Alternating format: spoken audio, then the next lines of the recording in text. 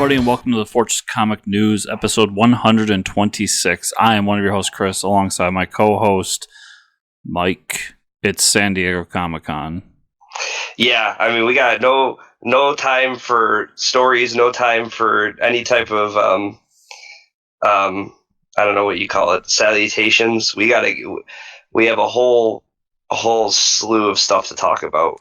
But this is how much I care about this thing. Oh. One thing. When you were listening to us, you were listening to us the day this launches. Javon's Kickstarter ends Wednesday. Go over to Kickstart.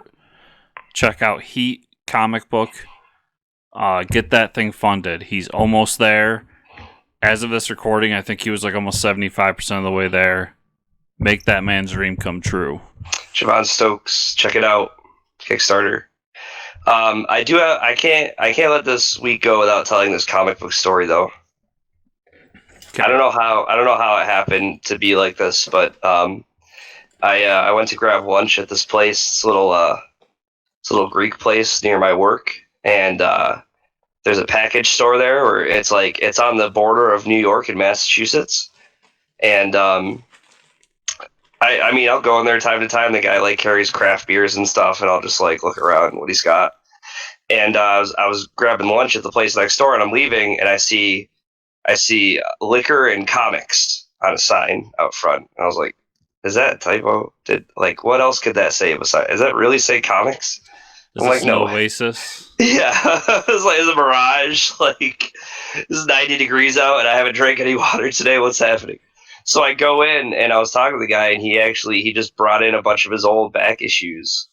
He had talked about wanting to start a comic book shop, but it was awesome. I was like, I don't have a lot of time right now because I'm on lunch for work, but I'll come back. And he had some cool stuff. He's more of a Marvel fan, so he had the first appearance of Venom and stuff graded that he was selling for a couple $100 and a bunch of back issues to flip through. But it was just it was so random because I don't know, I've been going to this place for a few years now, and I walk out and I see comics on a sign. I'm like, wait a second. Yeah, I've been throwing around the idea of grading some stuff. I don't think I'm going to do it, but I have some stuff that is now considered worth money that I have no intention of selling, but right. I want to protect. And I found a better way that still gives me access to the book to protect them. Shotgun? What's that? You bought a shotgun? Yes. Now I can protect all my books. This is upstate New York, not the city. This isn't the city. I protect myself. No, my local comic shop showed me a certain type of comic bag. I forget the name of it now. Somebody's screaming at their podcast right now, but that actually protects it from weather and sun damage and all that kind of stuff. So I'm gonna buy a bunch of those and do it. But I went online and I was looking at stuff, and I occasionally browse the spectator market to see for our purposes or just for fun.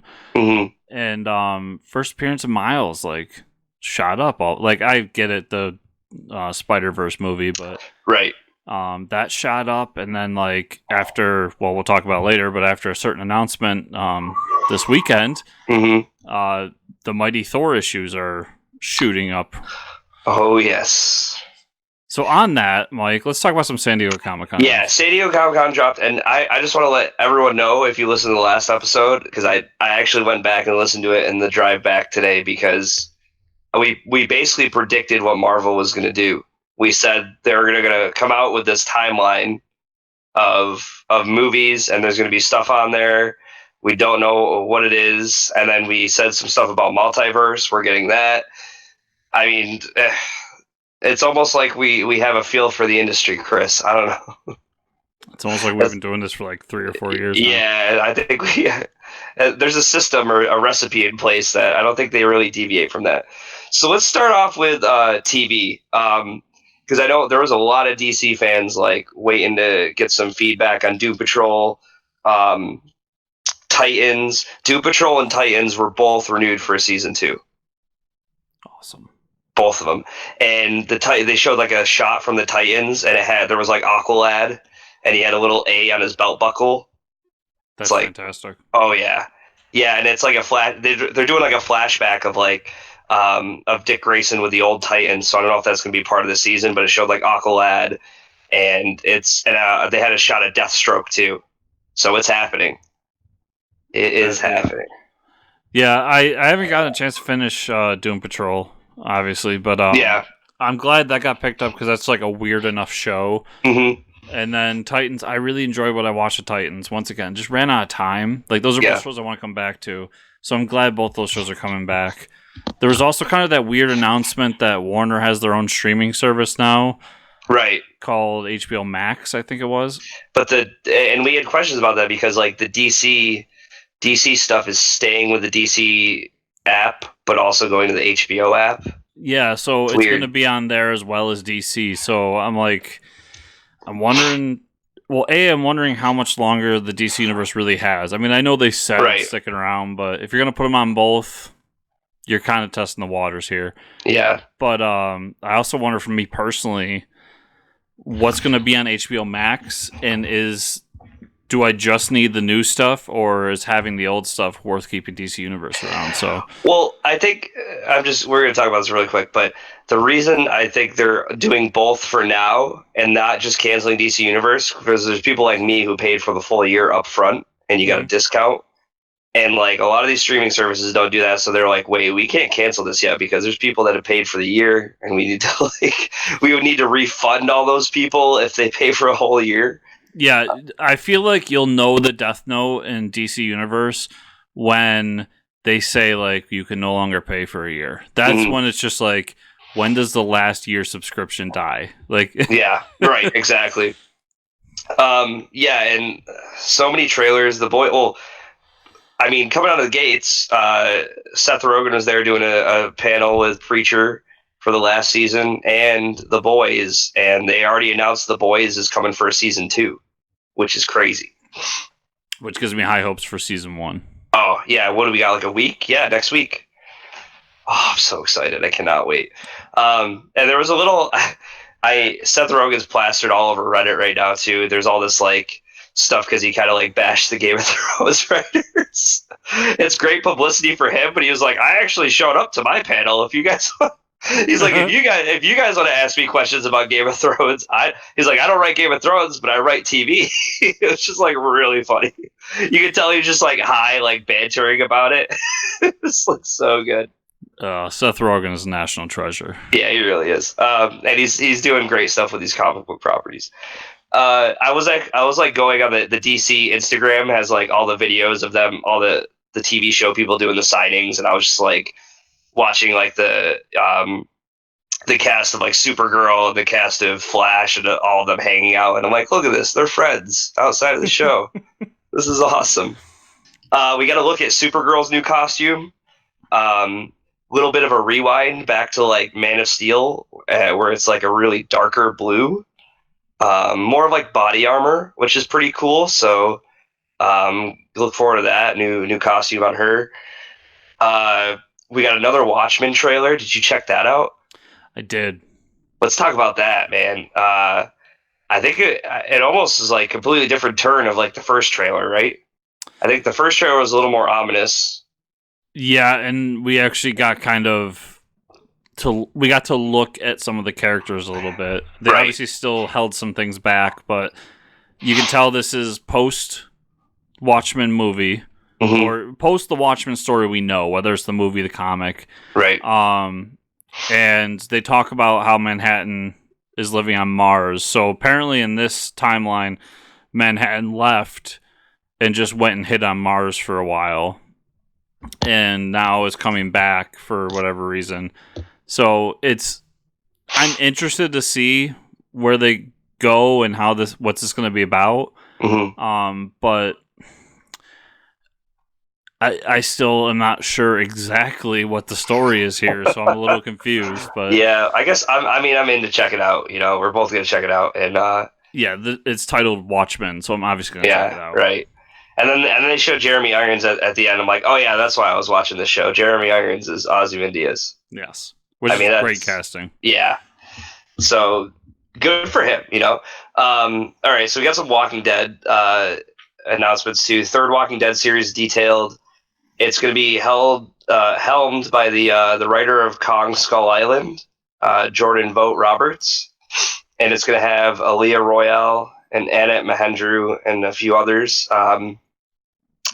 It's going to explore the second generation to live in the zombie apocalypse. So this is probably going to be a little more civilized, I would assume. Yeah, I'm really curious about this one because this is, I mean, we explored this in the finale of Walking Dead the comic, but this is something that really hasn't been explored in popular culture. What does happen? These are going to be the people who are born during the apocalypse and have lived in this world and don't know the other world. So I think this is an amazing premise for a third series. I know we kind of poo-pooed a third series when it was originally announced. We poo-pooed. But if there was ever another Walking Dead series I'm going to watch, it's this. Right. So I'm super excited for it. Yeah. And with that, we got a trailer for season 10, right? I didn't watch that, but what did you think? Yeah, so we get a lot of things we expect. So we're going into the Whisper War. Negan is out, and he's kind of reintegrating with everybody, and we're seeing that turn that he had during the comics. We see a lot of Michonne. There's a few moments in there that are, I mean, obviously everything's taken out of context, but we see Michonne with Ezekiel at one point, and there's some sort of relationship there. We see Daryl and I forget her name now, and there's something there as well. Like, there's definitely a lot going on, and there's an exploration of the idea of, like, Daryl says the line, I feel like all we're doing is surviving fight to fight, and our only chance is to leave. So I'm still all in on Walking Dead. I really liked the last season. I thought it was pretty good. And this is also supposed to be the last season with Michonne. The actress has said that she's done after this one. So I'm guessing she dies at some point. Yeah, there's not much else you can do with the character at that point. Okay, well, with that, we got a lot of info about the CW crossover, which was crazy. We have Brandon Ruth, who we know, I mean, he was Superman Returns, right? And now he plays the Atom. And now we're getting him to reprise his role as Superman for the Crisis on Infinite Earths crossover that's coming next fall. But not just any Superman, he's going to be playing Kingdom Come Superman. What? I thought you'd be excited. What? Yeah, because like at first they're like, okay, he plays Superman. Well, that's awesome. No, now he's playing Kingdom Come Superman. If anybody doesn't know Kingdom Come Superman, you need to read Kingdom Come, but it's an older Superman. He's got gray in his hair, but he's actually a lot strong. He's first off, he's wiser because he's older, but he's a lot stronger than normal Superman just for the fact that he's been sitting on our Earth absorbing sunlight for 50 years. But that's really cool. This is going to be a crazy crossover because they've added another name. Burt Ward is going to be guest starring. And Burt Ward, if anyone remembers, is from the 1960s Batman show. He plays Robin. So now I don't know what they're doing. Maybe he plays an old Robin, like on this Kingdom Come Earth or something. I will bet you that anybody that played a DC property in a TV show, because, I mean, like Affleck and some of the other... Affleck and some of the other actors that play Batman aren't going to come in to do a TV show crossover. Right. But I'm sure if you played a TV show DC property, you were asked to come back. I'm sure they sent a mass text. Tom Welling, come on, come back, do something. What's he doing? He's like on the couch eating bonbons. He's got all the money. He doesn't care. Yeah, that's what I'd be doing. So I'll be interested to see what Burt Ward plays. I would be kind of cool with Burt Ward taking the what they're doing with Dick Grayson in Batman Beyond right now, which is he is mayor of Bloodhaven, and he has a family, and he's kind of said no more of the costume stuff. Like it only leads to bad things.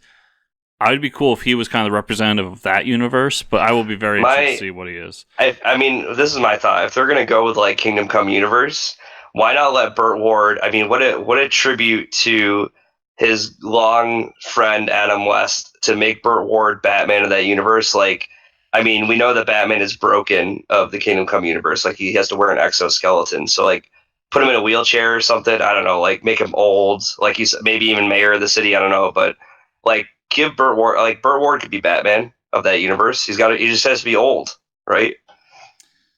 Yeah. Burt Ward also doesn't have the body type. Yeah, but I mean, he's old, right?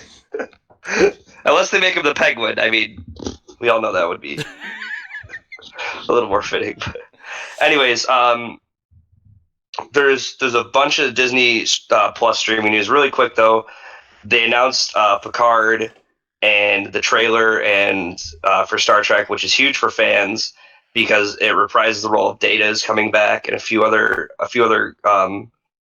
key. One of the actresses from Deep Space Nine, I think, is coming back. One of the Borg. It was a huge reveal, and the fact that, I mean, it's Patrick Stewart's coming back to reprise this role. Like, I don't know how many years later, 30 years later. But it's going to the CBS streaming service, so we'll see how that goes. Speaking of streaming news, now we got all the Disney Plus announcements, right? We got Falcon Winter Soldier is official. And Baron Zemo is the villain. Fall 2020. Super excited. The logo emblazoned with Captain America's shield. They said that Falcon will be, even though they're calling it Falcon and Winter Soldier, it is going to be Captain America Falcon. And I mean, I'm a huge Baron Zemo fan, so it'd be cool if they do something a little bit closer to what the comics are with Baron Zemo. I'm not saying he has to have a purple hood, but, you know, closer to what that villain is, as opposed to a guy who just spouts numbers out. But give him a purple hood. I mean, if you send me an image that has that actor with a purple hood on and a sword, Disney, I will buy the streaming service. I'll pay 10 years in advance. Wow. It's done. Yeah. You heard it here first. 10 years. He's up front. But this is my most excited Disney Plus thing. I love Winter Soldier, and I enjoyed the run of Falcon as Captain America, so I'm interested to see how it translates into a TV show. And I'm just more interested to see, like, I don't think I've experienced this yet, where, like, you had a big movie star, right, get thrown into a television world. But it might be okay because these streaming shows are almost like, I mean, they're like 13-hour-long movies. They're not like the CW shows. I think if you threw one of these characters into a CW show or something like that, it would be weird because they're like 26-episode seasons. Now it's the way the industry works now, the streaming stuff, and even we can even throw HBO in there and Showtime. Like you said, they film them like movies, so I think they're kind of a half step. So a lot of those bigger actors are willing to sign up for those because they know it's I got like a 4-week to 2-month commitment as opposed to half my year gone just this one show. Exactly. Yeah, so that with that they announced Loki the series is official coming spring, so we get the Falcon Winter Soldier fall, we get 2020, and then we get Loki spring 2021, and of course Tom Hiddleston's playing Loki. Yeah. Thank God. And then they talked a little bit more about the What If animated series is actually official coming fall 2021. And it's going to be actual Marvel Cinematic Universe actors doing the voice acting, which is awesome. Yes. And so, one, I love What If. What If is one of my favorite ideas in comics, and some of the books that have come out of it are really great. Much like Elseworlds. I mean, similar idea. Right. But there was somebody online that actually found that if you look in the logo for What if you zoom in on it, you can see a zombie Captain America. Oh. So now everybody's excited. Is What If going to do Marvel Zombies in the MCU?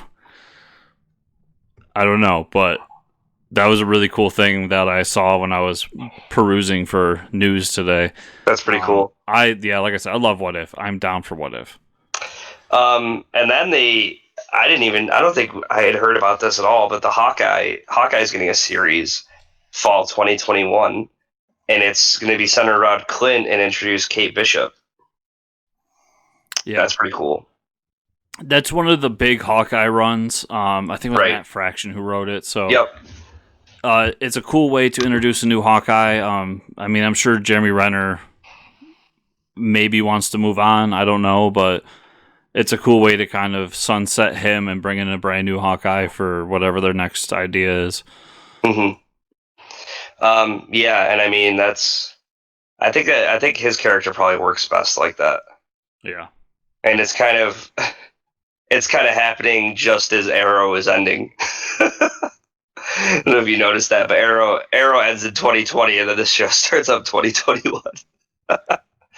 Perfect timing. Yeah, and then dude, we got so much movie stuff. It was crazy because like everybody had talked about, and Kevin Smith was like, yeah, we're gonna drop Jay and Silent Bob trailer Saturday at Hall H, and then it was like Friday. He was like, boom, here's the trailer, and then it was like tons of trailers, like the Top Gun trailer got released. I don't really care about that. I've never seen the first Top Gun, but it's Tom Cruise on a motorcycle flying planes, so that's pretty cool. I feel the same way. But let's talk about the important one here. Yeah. Let's talk about cats. Let's talk. Oh, no. I didn't even mention cats. We're not talking about cats. There's something about the film industry is pushing these like humanoid, weird, uncanny valley animal creatures on everybody. I don't know. It's like they're trying to make furries acceptable or something. So anybody out there, legitimately, if you want the best thing to happen all weekend, somebody actually went into Photoshop and took Nick Offerman from Parks and Rec and CG'd his face on all the cats. Oh my god. It is the best thing I've ever seen. I'd go see that. Yeah. But yeah, so that never happened. Let's talk about the King's Man trailer. We know that they're already making a third Kingsman movie. We also know they talked about making a spin-off with the Statesman movie. Now we get this movie. I guess I didn't even know this was going to be a thing. I thought this was the trilogy in itself, but it's not. We're getting a prequel, The King's Man. And dude, first off, this trailer is amazing. It's a really good trailer. I really like the music in it and stuff. And by the end of it, I was like, damn. I was like, I could watch a lot more of this. This was a great trailer. I mean, we get to see like the dawn of the Kingsman, and I think they're showing like Rasputin and some like pretty important events throughout history, maybe assassinations. I don't know. Yeah, I think that's really cool. I love the Kingsman. I think it's a very modernized way to do a James Bond film. Mm-hmm. Right. I know it's weird because they're almost like an old school operation, but just the movie itself, the action sequences and how they're built, like it's just the first two are really great, and yeah, I'm down for this one. It looks awesome. Yeah, okay, so now let's talk about Jay and Silent Bob reboot trailer. Let's do it. This movie, man. So Bluntman v. Chronic. Bloodman and Chronic are back. They're being rebooted within the movie, and Bloodman's being played by Val Kilmer. Like, what? First off, like there was a little timeline on the internet there where everybody thought Val Kilmer was dead, and he kind of had to like tweet out and be like, "I'm very much alive, everyone. I'm not dead." And so if everybody remembers, Val Kilmer was Batman once, so now he's kind of putting the cowl on to be Blunt Man, which is basically Batman. And we have Melissa Benoit from Supergirl playing Chronic. It looks awesome. And then we got almost every character coming back from the Jay and Silent Bob movie. We have Cheech Cheech shows up at the end, but we have Matt Damon and Ben Affleck are back. Yeah. Dude, the fact that he got Ben Affleck back. The biggest news was that he's back in like good graces with Ben Affleck, and that he's in this movie. Right. He needed to be in this movie because his character in Chasing Amy is one of the people that created Blunt Man and Chronic. So right. He needed to kind of shepherd them just like he did in the first movie. I'm really happy about that. I love that they now own a pot shop called Cock Smokers. I love that he's taking shots at DC Right. with the Bluntman v Chronic Yeah. being the reboot. Yeah. And yeah, just so much about it. I am so excited for this. We're both such huge Kevin Smith fans, and specifically Jay and Silent Bob fans. So everything that's going on here, sign me up. I'm almost considering driving to Pennsylvania. Mind you, I live in New York. To go to one of the premiere Q&A screenings. That's how excited I am. Wow. I'd like to do that as well, so let me know. That's all. It looks like a fun movie. Some people are like, this looks dumb. It's like, then don't watch it. You know what I mean? Like, this movie wasn't made for you. This has everything you could ever, and it's probably going to have, I almost guarantee Mark Hamill's coming back to play Cockknocker. Or something. Like, he's got to be in it. He's got to come back. Yeah, they said there's so many cameos that were already announced. Like Chris Hemsworth is in the movie. He shows up. Yep. I'm sure at some point Chris Rock will be back. There's just a ton. So yeah, this movie is a must see when I get the chance. Okay, so AMC Walking Dead Rick Grimes movie will come to theaters. All three movies. All three movies. The trilogy of Rick Grimes. Yeah, they showed a quick trailer. Is it just him being Rick Grimes? It's not even like... I doubt they've actually shot anything. Cause it's kind of just like a CG thing that says like Walking Dead coming to theaters. Yeah, I'll go see him, but I'm not particularly excited. Will it make $1 billion? Well, I guess we'll find out. No. It will not. Some awesome... so we got a lot of DC animated announcements. Finally, we're getting Red Sun Superman. Excited for this. As an animated movie. Superman, Man of Tomorrow, and then Justice League Dark, Apocalypse Wars, which we had that first Justice League Dark, which was really good. So that's pretty exciting. Was the Apocalypse Wars something that happened in the comics in Justice League Dark? I'm not sure. I don't remember that, but I also didn't read Justice League Dark, so they might like tie in I don't know, like the magic stuff that happens with the I don't know, because there's like the three different trees that they did with like Dark Knight and Metal and stuff. Maybe they'll incorporate some of that. Yeah, like I remember one of the trees was based on magic. I don't know. We'll see what happens. The first one wasn't really part of the comics. I mean, it had the same team up, but it mostly focused on like Batman hanging out with them. Yeah. So we'll see what happens. But Red Sun, I mean, come on, it's about time. And then like we said was going to happen, Marvel dropped a nuke on all the movie news. The Eternals were officially announced. I personally know nothing about the Eternals, but the cast is pretty stacked. You have Angelina Jolie, Richard Madden, Kumail Nanjiani, which is pretty interesting because he's typically a comedian, right? Yeah. Selma Hayek, which I haven't seen her in anything in a long time. Brian Tyree Henry, Lisa McCaw, Don Lee, etc. Release November 6th, 2020. So it's about a year away. We're on the corner. All I know about the Eternals is that it is a Kirby creation, and if I remember correctly, it's like a Kirby Fourth World, but Marvel. So right. And then we got a bunch of stuff announced. Shang-Chi and the Legend of the Ten Rings. Finally, we're getting Kung Fu on the big screen. It's set to release February 12th, 2021, starring Simu Liu as Shang-Chi. So yeah, and that's awesome because I saw this actor tweeted, I don't know, I think it was back in 2018.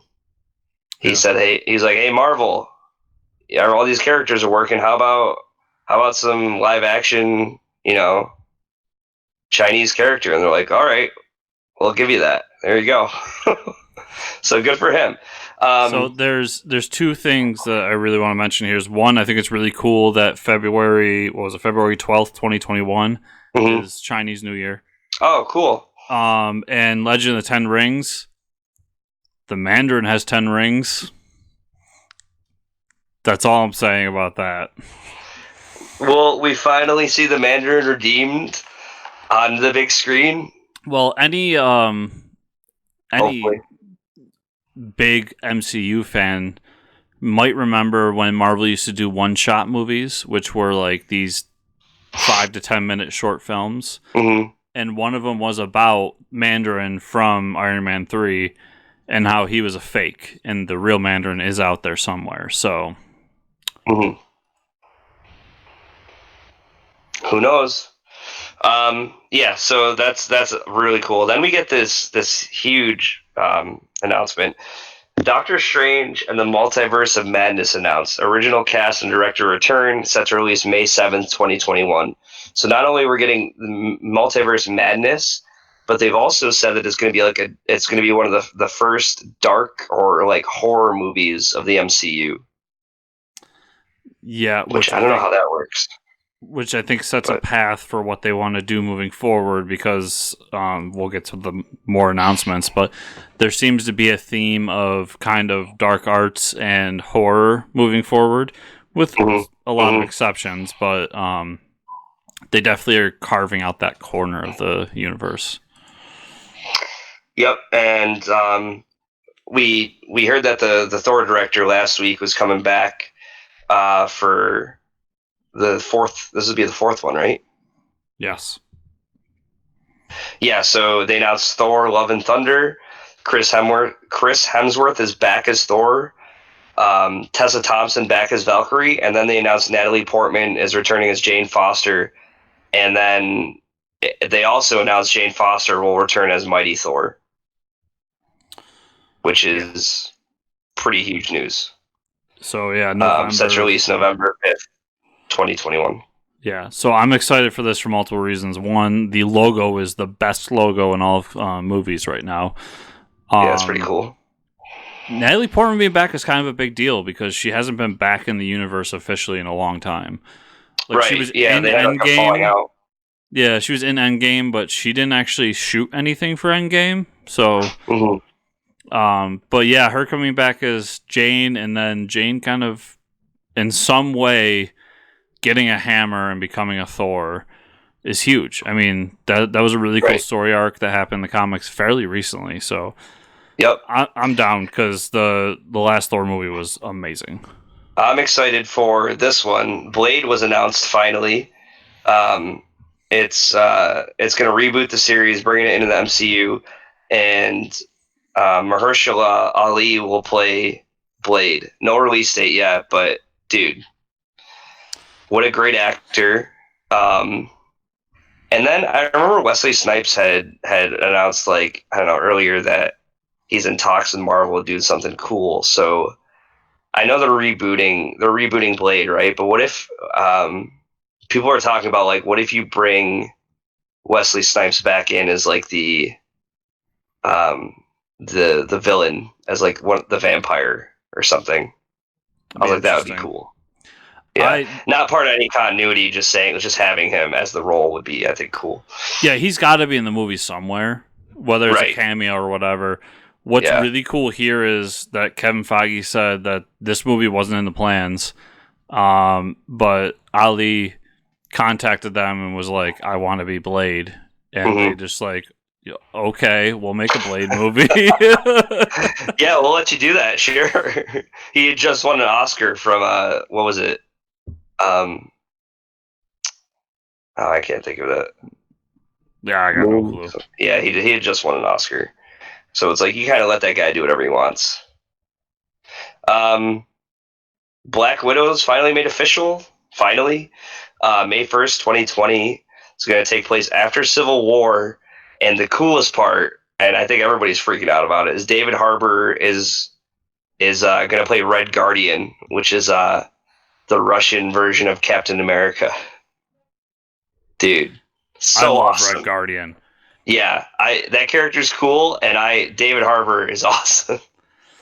I love the dynamic of in storytelling. That is the real life thing is terrifying, But the storytelling dynamic of the Cold War Mm-hmm. and, the America versus Russia, and just Right. the idea of Russia creating their own Captain America and it just being a, nonstop Yeah. is a character I fell in love with. So I'm down for it. I can't wait to see what he looks like. He better put on a suit. That's all I gotta Oh say. yeah, he's gonna look huge. I mean, he's a big dude.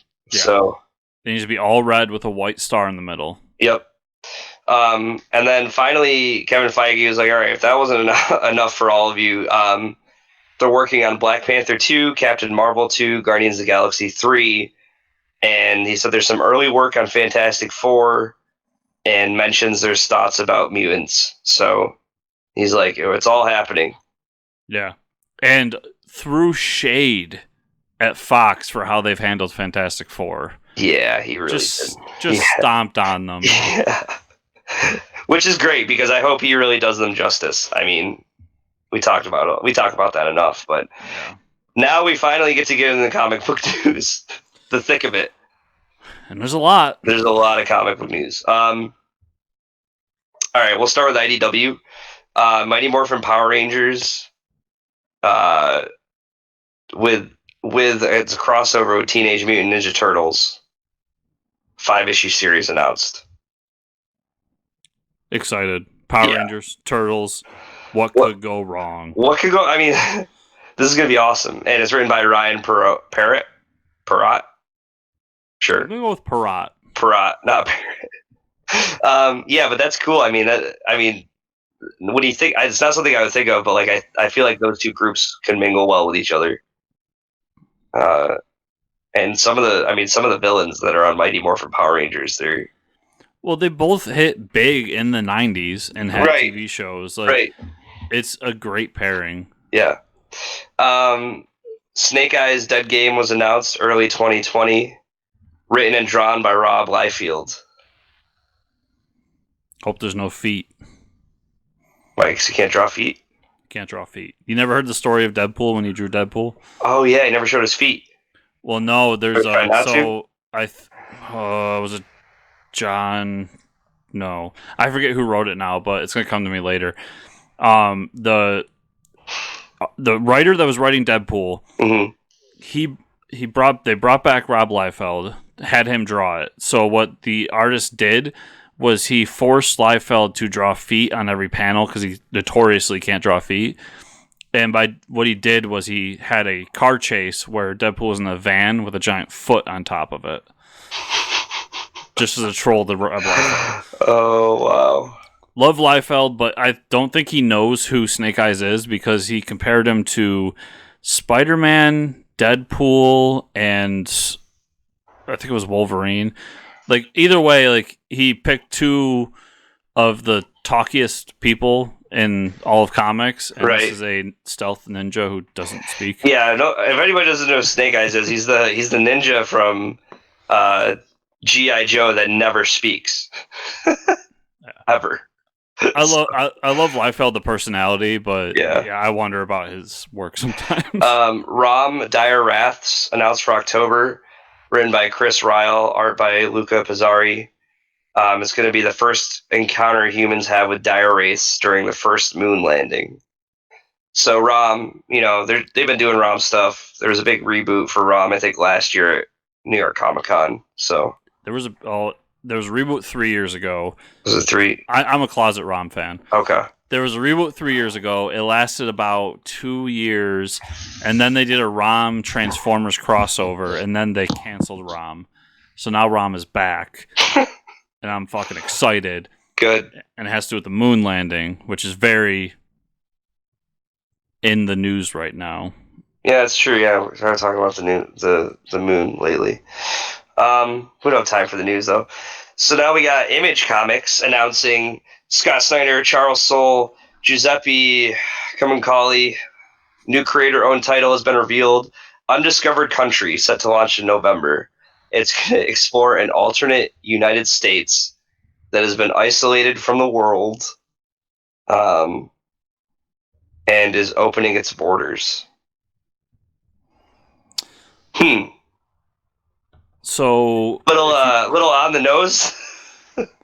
Maybe. So if you didn't have me at Scott Snyder, you Right. had me at Charles Soule. Yep. And if you didn't have me at Charles Soule, you had me at Creator-Owned Comic. So, Right. yeah, I don't care what it's about. I yeah. want it. That's yeah.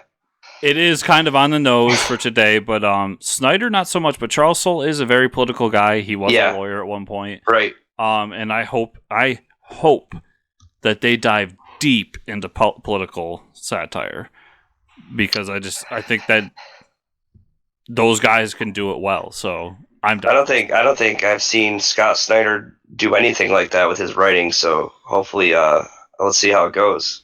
It's a lot of Batman punching stuff with Snyder. Yeah, or at least like very convoluted comic book science stuff from him, right? So I'm interested to see how he does this. But I mean, it's exciting. Yeah, I'm in. Then we got a bunch of DC stuff here.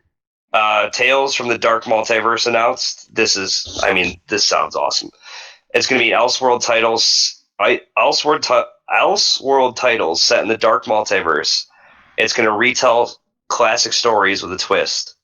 One of October is going to be Batman Nightfall, The Death of Superman, from writers Scott Snyder, Kyle Higgins, Jeff Loveless, and they're going to be prestige-size one-shots. And then they're eventually going to tackle Infinite Crisis, Blackest Nights, Judas Contract. I mean, dude, they can basically retell amazing stories and do a dark version of it. Awesome. Yeah, and it's, for me, I'm more interested in this than I normally am for an Elseworlds book, because we talked about my love for What Ifs. Right. One of the things I loved about What If is that What If, with a few exceptions in like the 2000s, was always told in one issue. One and done story. It's there. So I like that they're doing one-shot stories, prestige size, and saying, what if this happened? It's a great idea. It's so good. Yeah, that's going to be awesome. Then they announced the Batman's Grave. It's a 12-issue series announced. Warren Ellis and Brian Hitch coming in October, which is crazy. That is a pretty creators. Yeah, that's Ellis and Hitch, man. That's interesting. Yeah, so this, I believe, is going to be Black Label. Going with last week's announcements, Black Label is going to be amazing. Yeah. Then we got this is pretty cool. I haven't seen these guys in a while. Well, we did, but 12-issue series of the Metal Men. This series is going to be written by Dan, Didio? Yep. And Shane Davis, Michelle Delecky, releasing in October. That's pretty cool. I mean, it's almost like, they started off doing the, 12 issues of Dial H, 12 issues of Wonder Twins. Okay, now we get a little bit of time goes by. We're selling some issues.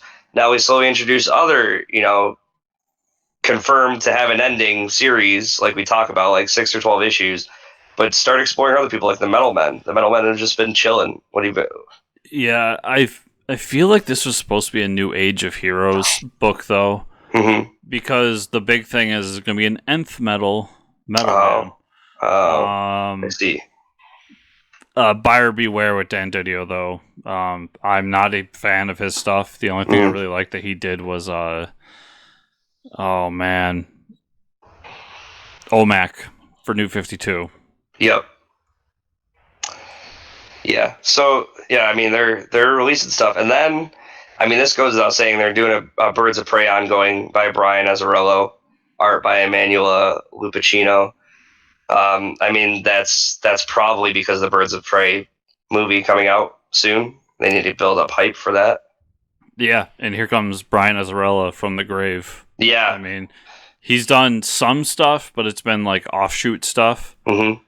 And now him on an ongoing in-universe back. Yep. Let's see what he's got. Throwing him on Birds of Prey.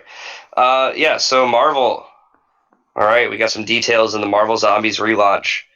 Philip Kennedy Johnson is writing it, art by Leonard Kirk. It's going to be Marvel Zombies Respawn. It's going to be a one-shot in October, and the series is going to continue in 2020. Pretty cool, I would assume. I'm down. This is exactly how Robert Kirkman's Marvel Zombies started. Yep. There was a one-shot story. They did a 5-issue series and then built off of that. So by doing this, Respawn, they're copying an A, getting an A. So let's hope it's as good as the old one, if not close to it. So besides that, we got a lot of X-Men news, and you and I aren't the biggest X-Men fans. But this is the first time in a long time I'm excited for some X-Men. Right, I know. So they got some details in the universe. First wave of books coming in October. X-Men is going to be written by Jonathan Hickman, art by Lionel Francis Yu. And it's going to be the main X book, features most of the mutants we know and love. Jonathan Hickman's back.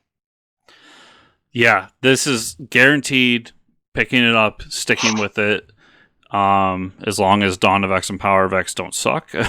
Yeah. But I just love Hickman. I love Hickman getting his own section of the universe and taking it where he wants to take it and having he has a 4-year plan, I think he said, for X-Men.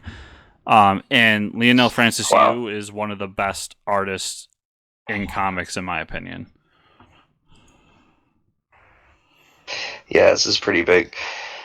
And then all the other books branching off Excalibur, written by Teenie Howard and art by Marcus Toe. It's a team led by Psylocke, and it's going to be the new Captain Britain. Team consists of Rogue, Gambit, Jubilee, Richter, Apocalypse. So some more X-Men people. Yeah, reminds me of Justice League Odyssey. Right. Yeah, I think we could see some comparisons happening here. The Marauders will be written by Jerry Dugan with art by Mattia Lawley. This team's Pride, along with Pyro, Storm, Bishop, and Iceman. So it's basically like pick your favorite X-Men. Yeah, not a big fan. New Mutants. Yeah, New Mutants written by Jonathan Hickman, Ed Bryson, with art by Rob Reyes. That's pretty big. It's going to include classic New Mutants, Sunspot, Wolfsbane, Mirage, Karma, Magic, Cypher, and then there's a couple of new people they're adding, Chamber and Mondo. Honestly, I don't know who any of those people are. Neither do I. They're the New Mutants. I saw Jonathan Hickman's writing it, so I'm going to pick it up. Yeah, exactly. And I think that's what they did too. They're like, nobody's going to know these mutants, but they know Jonathan Hickman. So there is a big following for New Mutants within X-Men lore. So there are people who love those characters. There actually is a movie that's been made of those characters, just hasn't been released. Yeah. So yeah, we've heard about it. Yeah. Fallen Angels, written by Brian Edward Hill, and art by oh my god, Simon Kudransky. This team consists of Psylocke, X-23, Teenage Cable, and then we have X-Force, written by Benjamin Percy, art by Joshua Cassara. Team will consist of Beast, Jean Grey, Sage, Wolverine, Kid Omega, Domino. Big X-Force following out there. So, kind of think X-Force looks cool. Yeah. Not so hot on Fallen Angels. And then Marvel teases that a new Annihilation is coming late 2019, early 2020. So, yeah, anyone that hasn't read Annihilation, it's one of the best Marvel event books ever. It's what gave us the Guardians of the Galaxy that we know and love. It's the book that was going on while Civil War was going on, so it got very overshadowed. And to bring those characters back and do it again, especially since we all remember Donny Cates is doing the Guardians of the Galaxy book as well as the Silver Surfer book. So is he going to be involved somehow? We'll see. Right. I'm really excited for this. Probably. And then we got some cool Star Wars announcements. Star Wars: The Rise of Skywalker Allegiance, a 4-issue miniseries announced. Ethan Sachs is writing it. Luke Ross doing the art. It's going to be a prequel to Episode 9. And then Star Wars: Rise of Kylo Ren, 5-issue miniseries announced, written by Charles Soule. So Chris is picking up both these books. This will explore the early days of Kylo Ren and the Knights of Ren. And I'm probably picking this one up because, yes. Yeah, I mean, Knights of Ren, come on. It says Star Wars, I'm picking it up. But The Kylo Right. Ren one specifically, this is the book I've wanted since they introduced the Knights of Ren in Force Awakens. And I love Charles Soule. Yeah, it's like, what have they been waiting for? Yeah, I mean, I'm interested about this prequel to Episode 9, though. It's like, how much do they really want to give away? You know, it's tough. They've done it for It's all like, the movies. They have. yeah, but it's like you don't want to set up an expectation going in. I feel like, do you? I don't know. Yeah, but it's not like it's gonna follow like Rey to the moment we see her in the beginning or something. Like the one Right. that led up to Force Awakens was very ancillary to the story that we saw. Same with The Last Jedi. So I expect it to be like a minor character we see halfway through the movie. Mm-hmm. Okay. With that, we survived all the SDCC news. We did indeed. Now we'll talk about the comics we read this week. We won't keep you here too much longer, I guess. But I read a few comics. Batman number 75, which was a complete 180 of whatever the hell's been going on in Batman. And you even saw the article written about it. So we get like a really long.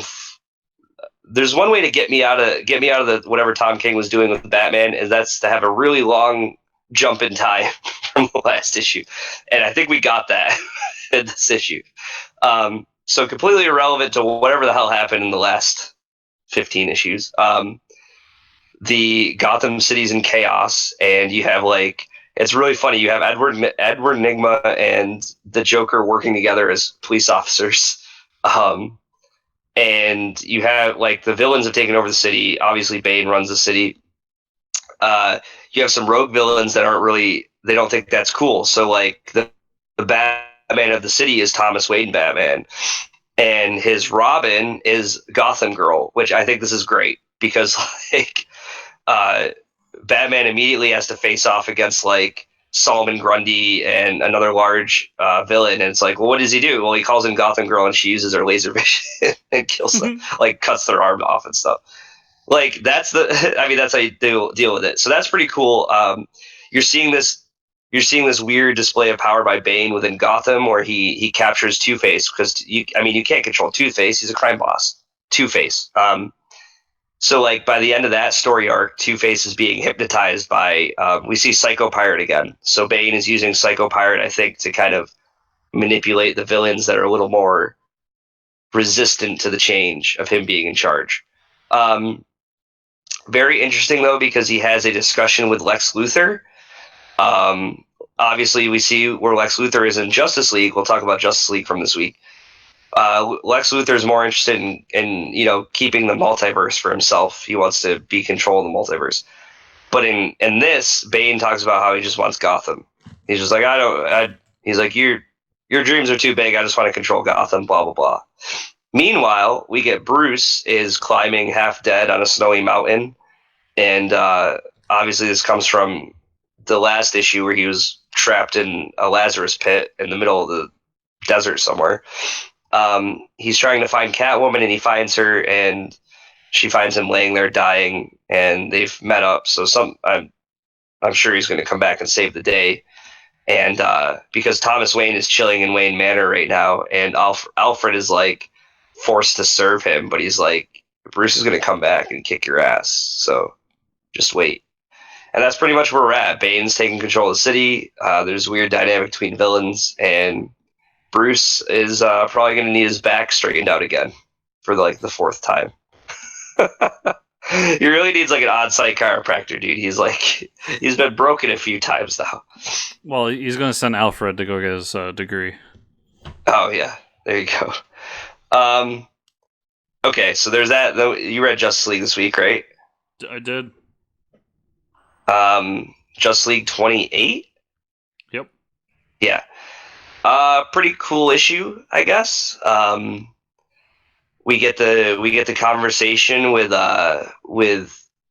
Martian Manhunter and Lex Luthor. Lex Luthor obviously has gone batshit crazy, and Martian Manhunter has realized that. But Lex Luthor's like, I don't really care. I just need to absorb you, dude, because you're the apex predator. So we get the death of Martian Manhunter, I guess, for now. we'll find out. But he kind of like absorbs him, which was really gross to watch or to read. Yeah, him like half absorbed, like with his hand up like this, like just it was really gross. It was messed up. And then Hawkgirl gets locked up too. So Lex is the apex predator now, I guess, or something. Meanwhile, the rest of the Justice League is trapped. Well, they've been caught in a trap. They go to Cord to find the Anti-Monitor, and lo and behold, the Anti-Monitor is not there, and he says, "Don't follow him." And then the rest of the the Legion of Doom is there, and they're like, surprise, and there's a little tussle that goes on, and the World Forger gets them out of there. Yeah, pretty much. So there's, but you gonna talk about the Starman stuff? No, I was just gonna say there's a really great article on Bleeding Cool that Mike kind of mentioned real quickly in the beginning. That I sent to him. If you get a chance, check it out. It's all about how what Tom King's doing with Batman and what's going on in Justice League seems to be hinting at a crisis coming to the DC universe, and not a Heroes in Crisis, a proper crisis. Proper crisis. And it seems like this is really leading to it. So we're getting. Obviously, we're going to keep going after the Anti-Monitor. Lex is doing his thing and trying to kind of break down the multiverse and conquer it for himself. And just everything going on here is very crisis-y. So, very good issue. A lot of talky, but very good issue. Yeah, a lot of talky. And then I read the Silver Surfer Black issue 2. Basically, Silver Surfer fighting with the that dude. I can't remember his name.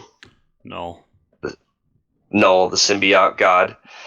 And he gets it's pretty cool. You get to see him like chosen as like a symbiote. I don't know, servant or something. So you see like the evil version of him, and then he breaks free. Someone helps him escape, and he like gets chased down by Null on a giant dragon, and then he gets away, and we find out it's Mogo. Ego. Is it Ego? Sorry, Ego, the living planet that helps him, and he's like, "Let's kill a god," and that was pretty cool. The art for that scene was really cool too. Yeah, really like this issue. Yeah, I think that's all I had.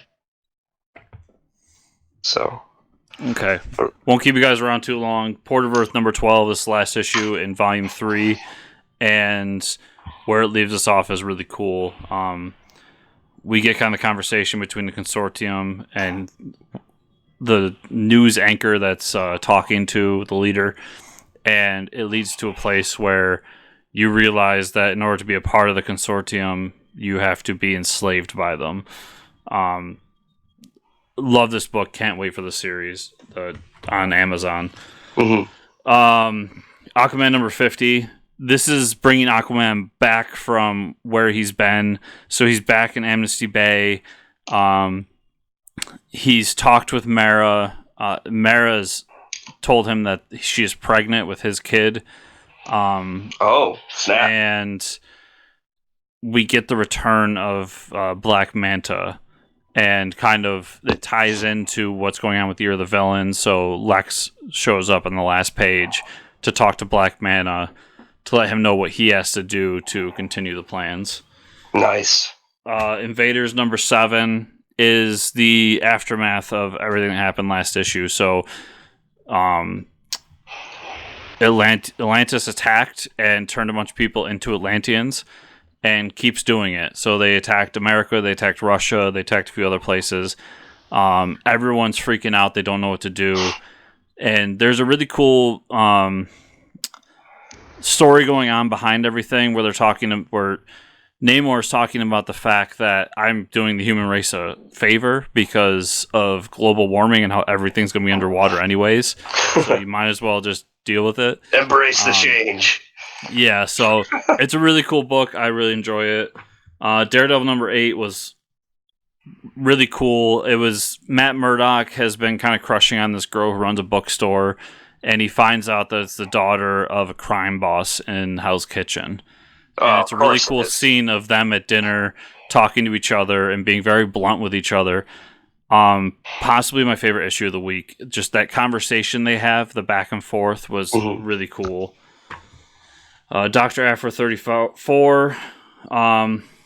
It's a good book. I enjoy Dr. Aphra, but it's nothing all that special. Mike's favorite Star Wars book, Star Wars TIE Fighter number 4.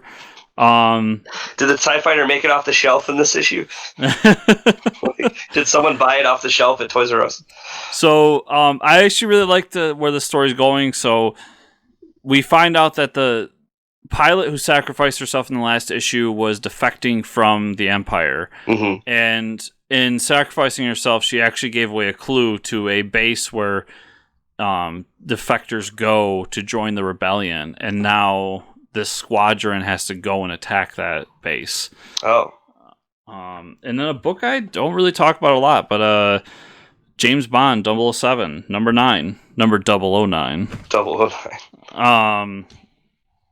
Really good. The villain right now is Goldfinger. Nice. And I love how that book's treating everything and reinventing the characters and creating its own continuity using the characters we know and love. And then I read Volume 6 of Tom King's Batman, which is the prelude to The Wedding, and then Volume 7 is The Wedding. It was good. The Wonder Woman story where they're stuck in an alternate dimension and almost fall in love was okay. The kid who kills his parents because he wants to be Bruce Wayne. Yeah. I could have done without that story. Yeah, that was probably the worst part of it. And I'm trying to remember what the last story was, but all in all, it was okay. I see this series. I see where you're coming from. Right. You know what I mean? 1, 2, 3 were really good, and it's kind of gone down and down and down since. And then he's like, let me break Batman down to a mental level, and you're like, no. So I'll stick with it for the sake of knowing your pain, Mike. I want to see the pain in your eyes when you talk about it like I do. But we'll see. I'm going to start the Wedding volume this week, so maybe I'll talk about it next week. Okay. But Mike, that is everything. We did it. San Diego Comic-Con down. We did it. Yep. So where can people find you on the internet? They can find me at Fortress Ricker on Twitter. Where can they find you and or the show, Chris? Well, they can find me at Fortress Chris on Twitter or the show at FCN_official. And you all know FortressComicNews.com, where everything we do is right there on that website. YouTube, like, share, subscribe, all that shit. You're on podcast service, 5, 6-star reviews. 6 stars, hack the system, do it. And that is all because it was a jam-packed episode. We love you, and we'll see you next week. Bye.